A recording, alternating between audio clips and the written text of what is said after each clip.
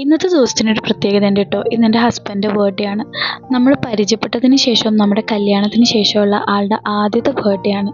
അപ്പോൾ ആൾക്ക് എന്തെങ്കിലുമൊക്കെ ഒന്ന് ചെയ്തു കൊടുക്കണ്ടേ. അങ്ങനെ നമ്മൾ രണ്ടുപേരും ഒരുമിച്ചാണ് കേക്ക് വാങ്ങിക്കാൻ വേണ്ടിയിട്ട് പോയത്. ആൾ എൻ്റെ കൂടെ വരുന്നു എന്ന് പറഞ്ഞ് ഭയങ്കരമായിട്ട് വാശി പിടിക്കുമായിരുന്നു.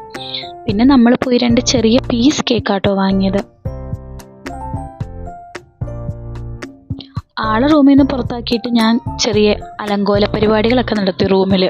ആൾക്കിത് ഒട്ടും മനസ്സിലായിട്ടില്ല. ഭയങ്കര സർപ്രൈസ് ആണല്ലോ. അങ്ങനെ ആള് വന്ന് ഭയങ്കര സന്തോഷം. അഭിനയിച്ചതാണോ ശരിക്കുള്ള സന്തോഷമാണോ എന്ന് എനിക്ക് മനസ്സിലായില്ല.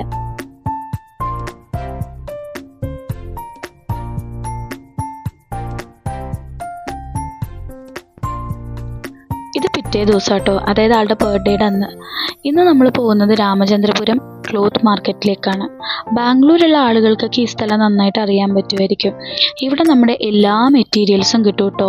നമുക്ക് ഷർട്ടും കർട്ടനും അതുപോലെ top, kurti, pant set, coat set ഒക്കെ തയ്ക്കാൻ പറ്റുന്ന നല്ല മെറ്റീരിയൽസ് വിലക്കുറവിൽ കിട്ടും. ഹോൾസെയിലായിട്ടും റീറ്റെയിലായിട്ടും ഇവിടെ നിന്ന് കിട്ടും കേട്ടോ. നാട്ടിൽ നിന്നൊക്കെ ബിസിനസ് തുടങ്ങാൻ ആഗ്രഹിക്കുന്ന ഒരുപാട് ആളുകൾ ഇവിടെ വന്ന് വാങ്ങിക്കാറുണ്ട്. രാത്രിയായപ്പോൾ ആളിതാ പുത്തനുടുപ്പൊക്കെ ഇട്ട് റെഡിയായി ഇറങ്ങി. നമ്മൾ ഇന്നൊരു ഡിന്നർ കഴിക്കാൻ വേണ്ടിയിട്ടാണ് പോകുന്നത്. ബർത്ത്ഡേക്ക് എവിടെയെങ്കിലുമൊക്കെ ഒന്ന് പോകണമല്ലോ.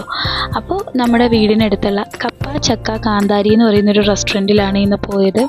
നമ്മൾ നാട്ടിൽ നിന്ന് ബാംഗ്ലൂർ വന്നതിന് ശേഷം ഏറ്റവും കൂടുതൽ മിസ് ചെയ്യുന്നത് നമ്മുടെ നാട്ടിലെ ഫുഡാണ്.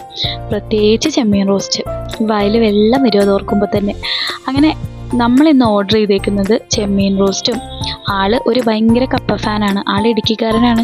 അങ്ങനെ പാൽ കപ്പയും ബീഫ് കറിയും. ഞാൻ ഓർഡർ ചെയ്തത് വെള്ളയപ്പം കേട്ടോ. നമ്മുടെ ഫുഡ് വന്നു.